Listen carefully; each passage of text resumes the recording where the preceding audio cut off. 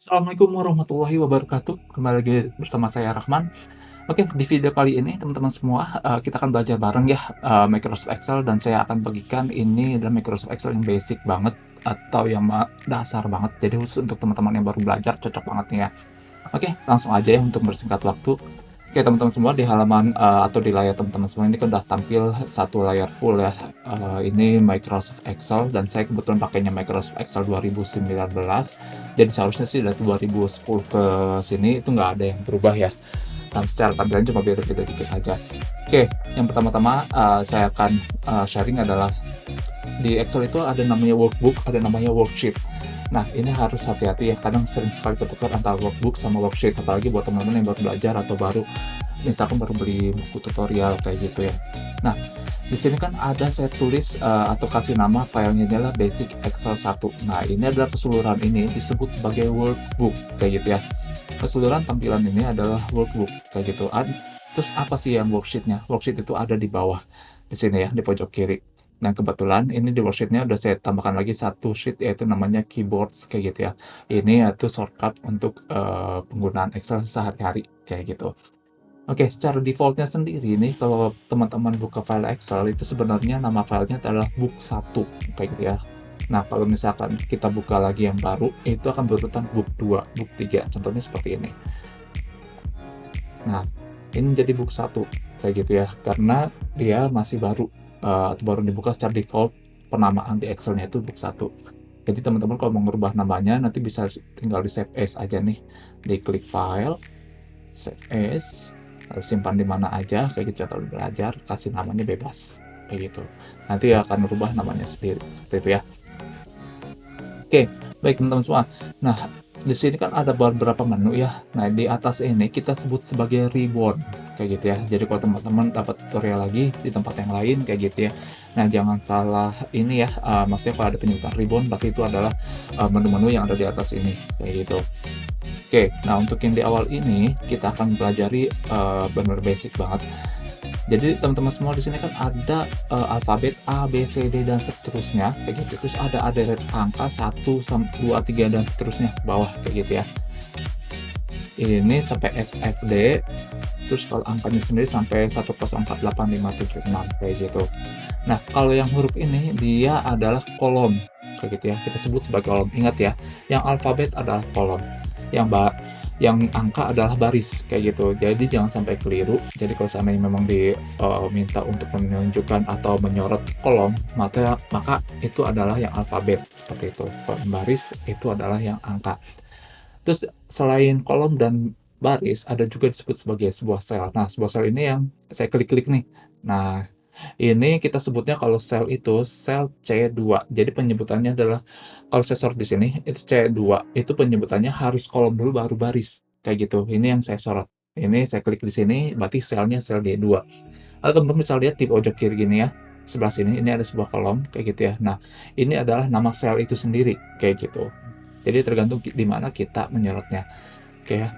Terus selain sel juga ada namanya range atau jarak kayak gitu ya. Jadi jarak yang kita highlight, sel yang kita highlight gitu dan disebut sebagai range. Contoh misalkan C3 sampai G3 kayak gitu ya. Nah, ini disebut sebagai jarak atau disebut sebagai range kayak gitu ya. Bisa sampai G3, bisa G10 kayak gitu ya. Kalau seandainya nih, misalkan teman-teman udah bikin file cukup banyak dan posisi teman-teman ada di bawah kayak gini, sedangkan teman-teman sendiri butuh untuk menyoroti atau highlight kayak gitu ya, range dari C2 sampai G10. Ada cara cepatnya dibanding kalau teman-teman harus ke atas nge-scroll kayak gitu ya. Nah, bisa teman-teman langsung menggunakan kolom yang di pojok kiri ini, langsung diketik aja C2, 2, G10. Ingat ya kalau kita mau nge-range berarti itu kita pakai sel awalnya di mana, sel akhirnya di mana, kayak gitu ya. Nah, di situ di tengah-tengahnya harus menggunakan titik 2 kayak gitu. Ini langsung enter aja. Nah, bisa langsung dia akan ngeblok sendiri atau nge-highlight kayak gitu antara sel C2 sampai ke G10. Kayak gitu ya, teman-teman. Oke, oh sorry, ini saya pakai yang book 1 ya. Kita ke sini lagi. Oke, nah yang berikutnya adalah kita lihat di sini aja. Nah, Teman-teman semua tadi kan sudah membahas, terkait masalah range, cell, kolom, sama, baris ya, kayak gitu. Nah, di sini sebenarnya ada beberapa yang, shortkey yang ada di Excel yang, sering saya gunakan di pekerjaan, kayak gitu ya. Nah, tadi kan saya bisa langsung loncat-loncat nih, dari A ke XFD, terus ke yang paling bawah, kayak gitu ya. Itu tanpa harus ketik satu-satu, ataupun diarahkan ininya dulu, kayak gitu ya. Nah, itu tuh saya pakai CTRL plus tanda panah. Jadi CTRL plus tanda panah itu dia berfungsi untuk langsung mengarahkan sel, eee, sel yang ada value-nya, kayak gitu. Kalau nggak ada value-nya, dia akan mencari sampai yang terakhir, seperti itu. Ingat ya, kalau nggak ada value-nya, dia akan mencari sampai yang terakhir. Terus gimana kalau misalkan di tengah-tengahnya itu ada value, dia akan meloncat nih, karena dia akan membaca setiap selnya. Jika kondisinya sama, dia akan meloncat sampai dia menemukan yang terakhir, kayak gitu. Ingat ya, jadi kalau ada value atau nilai di dalam sel itu, misalkan berurutan nih, contoh misalkan angka ini ya, ini kan berurutan ada isinya semua. Nah, dia akan bisa meloncat langsung sampai ke terakhir, kayak gitu. Misalnya contoh kayak gitu. Nah, dia akan baca value kayak gitu. Kenapa nggak seperti ini? Ini kan bisa langsung terakhir sampai awal tuh, kayak gini. Karena dia akan baca kondisi yang sama. Jadi kalau dia yang non value, ini kan non value kita sebutnya, atau nggak ada isinya, yang kosong, dia akan sampai terakhir yang kosong lagi, kayak gitu. Ini batas halaman dari si Excel itu sendiri. Nah, kayak gitu ya. Kalau dia nggak ada isinya, dia akan membaca hal yang sama, nggak ada isinya, sampai dia menemukan yang isi. Kalau nggak ketemu juga, sampai dia akan berhenti di posisi yang terakhir, kayak gitu. Kalau ada yang ada isinya, sama. Dia akan membaca, ini ada isinya, dia akan membaca sampai ke yang terakhir, nilai value-nya tersebut, sampai dia mentok, di mana di, kondisi di sel berikutnya itu ada kondisi yang berbeda, seperti itu. Contohnya misalkan ini ada value-nya di B2 ya, ada 106 nilainya. Nah, dia nggak akan lagi ngebaca yang ini, yang nggak ada value-nya, tapi dia akan mencari, eee, kondisi di mana sel itu berbeda, kayak gitu. Jadi, kondisinya adalah ketika sel yang dia tunjuki itu ada nilainya, terus yang berikutnya nggak ada nilainya, berarti dia akan mencari terus sampai yang ada nilainya, atau di mana ada kondisi yang berbeda di dalam sel tersebut. Oke. Oke, terus, yang berikutnya adalah gimana sih cara kita highlight kolom atau menyoroti kolom, kayak gitu ya. Simpel aja, itu pakai shift. Jadi kalau teman-teman semua nih, misalkan saya menyoroti, B2 sampai B10 kayak gitu ya. Kalau kalian pakai mouse, kalian klik dulu yang B2-nya, terus tahan tombol shift yang ada di keyboard, terus kalian arahkan ke, sel yang terakhirnya nih, sel yang mau kalian highlight kayak gitu. Tadi kan kita mau B2 sampai B10 ya, klik. Nah, jadi klik, shift, klik, caranya kayak gitu. Nah, kalau seandainya tadi kan pakai mouse ya, terus kalau misalkan mau pakai, keyboard, nah gampang sekali, misalkan arahkan dulu nih di posisinya sekarang yang mana nih, B2. Kita arahkan dulu di sel B2, lalu kita tahan CTRL plus shift terus tanda panah. Kita pakai tanda panah yang ke bawah ya. Nah, seperti ini. Ini kita meng-highlight langsung dari B2 berarti sampai ke B10.001 kayak gitu ya. Oke. Nah, berikutnya nih, ini kan, lihat di kolom F aja ya. Di kolom F ini dia deret angka nih, angkanya. Terus kita ada kebutuhan di mana kita itu mau, menjumlahkan keseluruhannya, terus kita ingin tahu, memberikan nilai mata uangnya. Jadi kayak, di Excel itu ada namanya currency number format, kayak gitu ya. Jadi itu merubah dari angka yang sifatnya general atau numbers, kayak gitu ya, itu berubah menjadi, bisa memberikan apa ya, kita sebutnya apa sih kalau ada nama rupiah dan lain sebagainya, kayak gitu.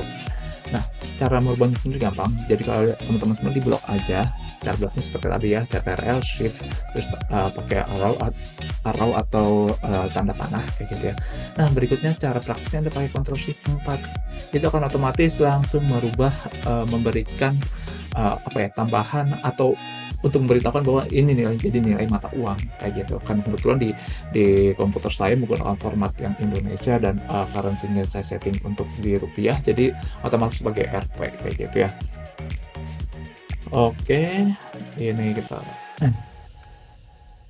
sebenarnya untuk merubah untuk merubah nilainya sendiri atau formatnya sendiri kayak gitu ya, teman-teman semua bisa pakai juga tuh, pakai Ctrl 1. BTRA1. Nah, di sini bisa ngerubah sendiri mau seperti apa formasinya ya. Jadi simbolnya kan tadi saya bilang saya udah ngerubah jadi Rp ya, atau rupiah. Sebenarnya teman-teman bisa rubah juga yang lain pakai dolar atau lain sebagainya. Kayak gitu. Tuh. Nah, ini kan jadi dolar. Seperti itu ya. Selain pakai Shopee seperti ini, teman-teman juga bisa pakai yang sebelah sini ya, yang ada di ribbon ini, posting number. Nah, situ. Oke.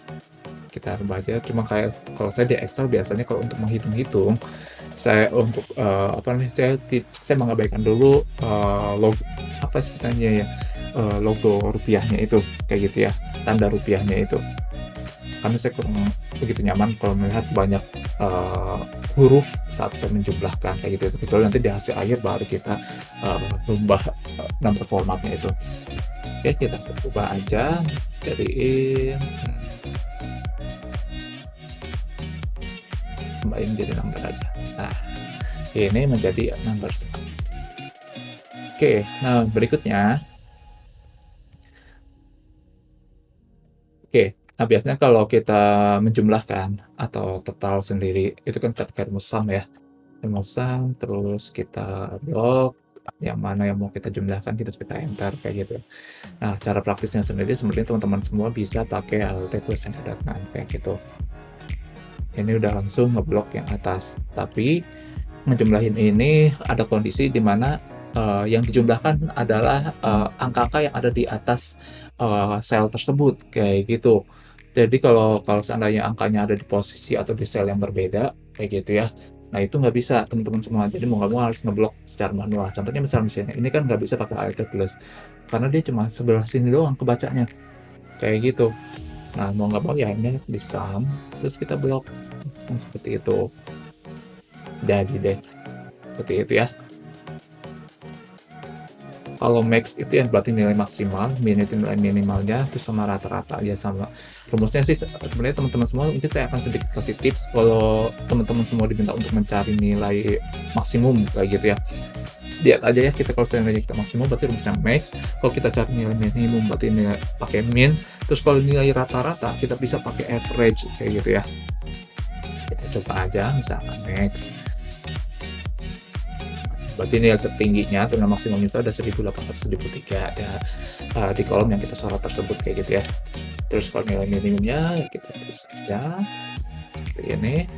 Terus kalau misalkan kita mau rata-ratakan,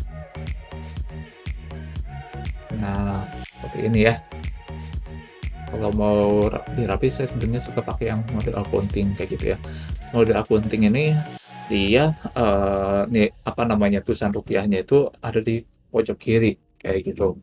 Jadi ini lebih memudahkan untuk melihatnya dibanding harus berdempet-dempetan kayak gitu ya. Oke, sebenarnya selain ini ada shortcut di mana kita mau kelihatan lebih canggih kayak gitu ya. Atau kalian yang males menggunakan mouse kayak gitu, kalian bisa hanya ingin menggunakan keyboard itu gampang banget atau ada caranya, yaitu pakai bantuan tombol ALT di keyboard kayak gitu ya. ALT. Nah, ini semuanya ada menu-menunya. Jadi kalau seandainya teman-teman contoh misalkan mau bikin pivot table nih. Nanti kalau misalnya pengen pembahasan pivot table nanti saya akan buatkan video lainnya kayak gitu. Jadi saya usahakan untuk tutorial ini saya berikan secara bertahap kayak gitu ya, step by stepnya. Jadi kalau loncat-loncat takutnya yang fundamental teman-teman nggak dapet. Oke, kalau pivot table itu ALT NVT kayak gitu ya. Jadi ALT-nya kan tadi udah kita klik kayak gitu ya. Datanya lain adalah mau melakukan page setup, ALT P, jadi akan ke page layout-nya, terus S itu ke size-nya, lalu kita ketik lagi P. Nah, oke. Nah sekarang udah muncul, selanjutnya kita bisa otak-atik untuk mengatur halamannya kayak gitu ya. Oke, teman-teman semua mungkin tutorial kali ini cukup sekian aja nih kita belajarnya kayak gitu ya. Nanti file contoh ini akan saya lampirkan juga di deskripsi, jadi teman-teman semua bisa download dan bisa praktekkan langsung di rumah. Semoga video ini bermanfaat. Jika memang teman-teman merasa, video ini cukup bermanfaat, silahkan langsung di-subscribe aja supaya tidak ketinggalan video-video berikutnya, dan jangan lupa di-like dan juga dibagikan teman-teman yang lain. Mungkin ada teman-teman yang lain juga membutuhkan video-video ini. Oke, dari saya cukup sekian, terima kasih banyak. Wassalamualaikum warahmatullahi wabarakatuh.